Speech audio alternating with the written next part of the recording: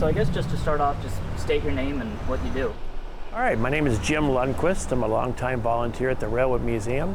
I've been a former president. Right now I'm Assistant Director of Facilities and also an engineer and other crew members at Campo. Okay, so most of the time the train crew would come on duty around 8:30 in the morning, and they need to go ahead and start unlocking it, putting on water and those kind of things, fuel for the generator. Major contributing factor. Yeah, that was probably the one hole that really, that was the biggest hole in the cheese. So we have a sign-up sheets here, so all the crew members are writing their name and their member number and how many hours of rest they've had and what their sign-in time is. Because we're all limited to 12 hours maximum. All right, so let's start with the track warrant for the day. Track warrant number 2024-071, dated October 26, 2024, to conductor and engineer, SP 3709 with Fire Patrol at Campo. Xbox number 4, work between milepost 65.0 and milepost 61.6 on main track desert subdivision. Xbox number 16, track bulletin effect is number 300. This track warrant has 2 boxes marked 4 and 16 with an OK time of 0800, dispatcher CRA. The engineer then will start going through the engine and preparing it for operation and starting it, doing an air brake test on the engine, doing an air brake test on the train. This is a brake shoe. We look at all of the brake shoes on each one of the wheels. Each wheel has 2 shoes. There's one here. Both of those look good. This is what's called a brake cylinder. It's extended, which indicates that the brake handle for the engine is applied so that the engine won't move.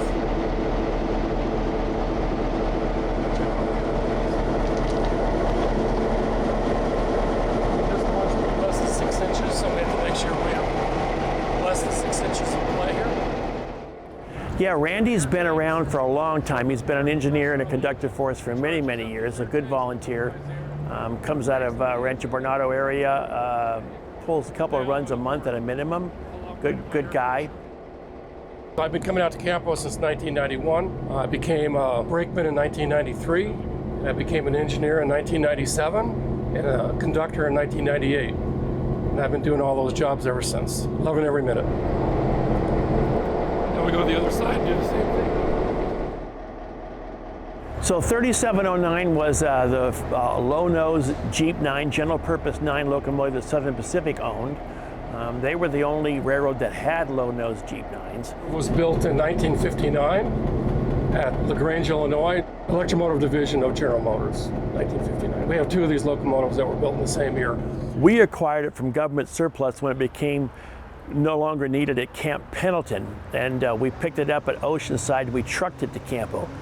This is the automatic brake for the train. This controls the brakes on every car that's hooked up to the locomotive, and it also controls the brakes on the engine.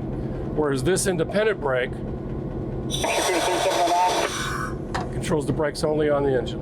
3709. I'm going to release your handbrake. Go ahead, get the handbrake.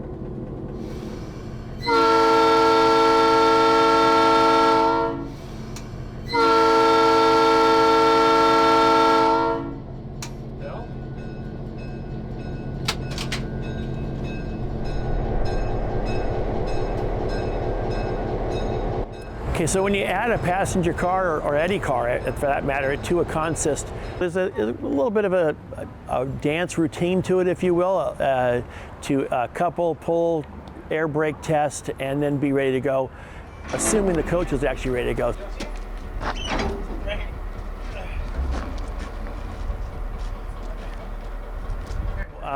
This equipment is somewhere between 80 and 100 years old, most of it, and so we have to maintain it to today's standards, but that's always a challenge. And those open-air cars originally came from a commuter line back in New Jersey. We modified them here and upgraded them, and they're very similar to the coaches that San Diego and Arizona Eastern ran when they were running passenger trains, which quit in 1951. There we go. Okay.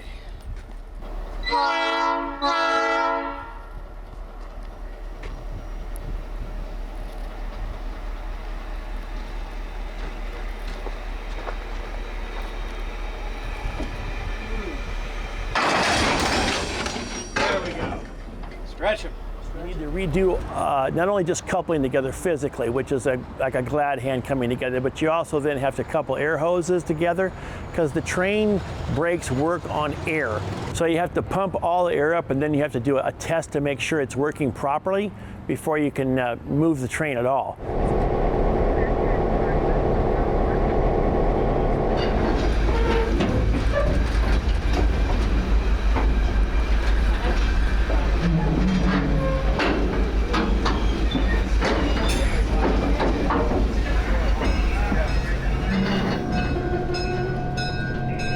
Conductor 3709, I'll call your spot.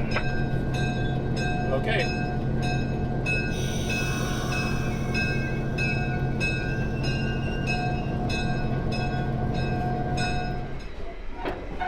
One to go, one. One more to a stop. Half a car. You got 20 feet.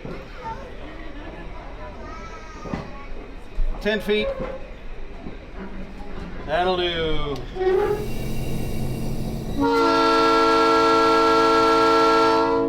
Again, that indicates that the brakes are set, and we are going to stay here for passenger boarding.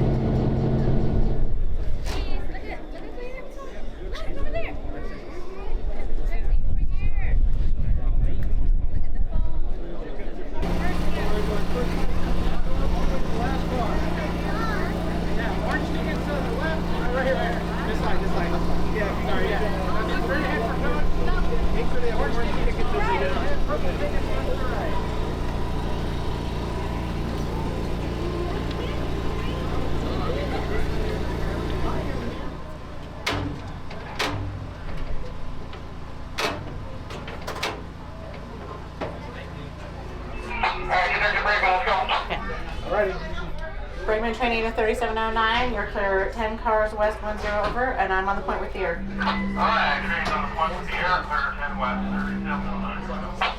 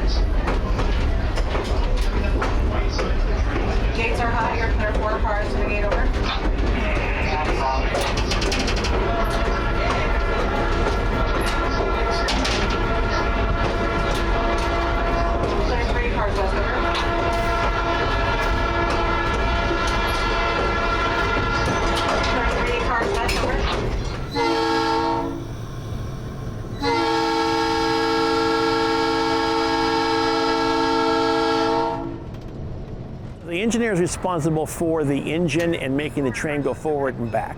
The conductor is responsible for the entire train operation, be it switching or where he wants the engineer to park the train. Colin's a relatively new guy. He retired out of the city of La Mesa Police Department. He jumped in both feet first as a volunteer, so he's not only train crew, but he's also our vice president. We're coming up on our oldest working railroad employee. Matter of fact, here he is.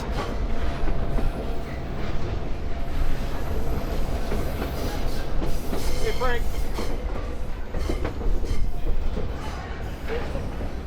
He always wants a day off. The brakeman is assistant to the conductor, and his primary job is to be the eyes and ears for the engineer when he's pushing down towards the direction they're going. So, because the engineer is on the other end of the train, so he can't see. challenges we face are mostly, it's all downhill. So air brakes are the most important thing you can monitor and change on the engine as you're going down. So gravity brings us all the way down, and maintaining a constant speed without going too fast or too slow is the challenge for the railroad. That's the major challenge for each engineer.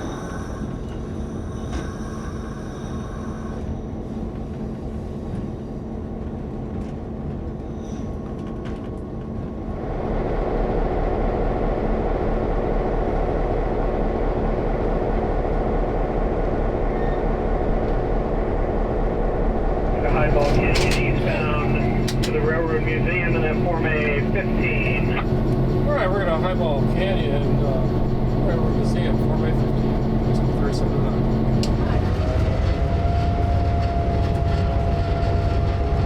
that. San Diego and Arizona Railway was the last transcontinental railroad built in America. It connected San Diego to Southern Pacific in Yuma, and it passed through Mexico and came out in Campo. And that part of the railroad is the part that we run on now out of Campo. We run somewhere between 4 and 14 miles, depending upon the era that we're in, what we maintain there in Campo. So it's historic in that it was connecting the port of San Diego to Yuma. And it was the competition to the Santa Fe Railway, which came into San Diego in 1880s or so.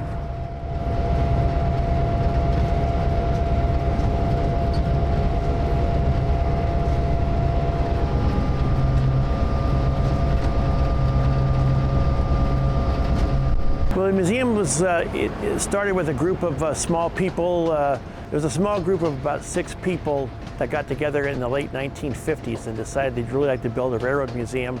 And so that was the beginning of it. And then when we bought property in Campo in 1980 and started developing the property then.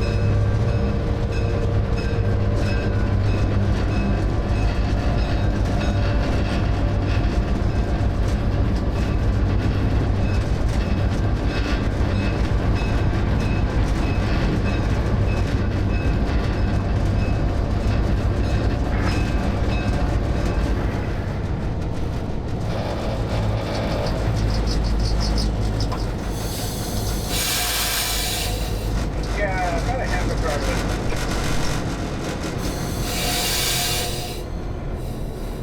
30 feet. And that'll do.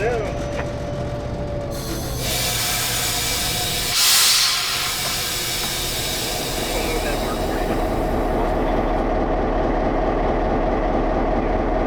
When we first bought the property, a lot of people were questioning why we went so far out, but I'm really happy that we were able to do that because the community of Campo has really welcomed us there, and we can pretty much do what we think we need to do as far as an educational museum's concerned. So nobody gets in our way, nobody says like, wow, really ugly trains or old rusty buckets or whatever. Other museums have been put out of business because their neighbors didn't like them.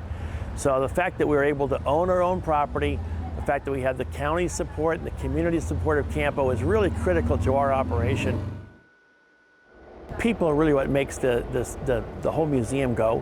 So the fun stories that I remember will all involve people. A lot of people just showing up out of the blue sometimes when you had to do something. There was a derailment. It's time to put a new roof on a building because the old one blew off.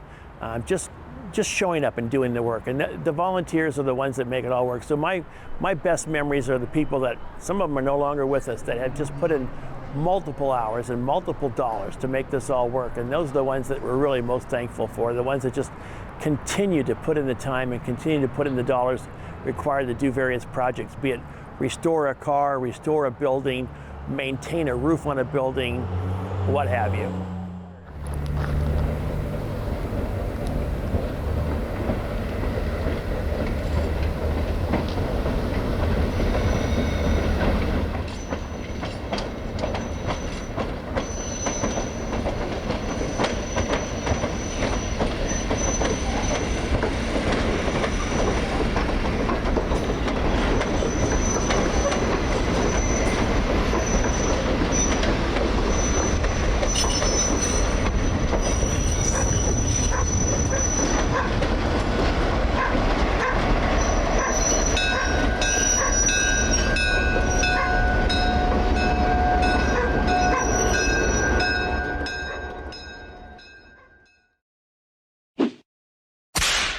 Hey.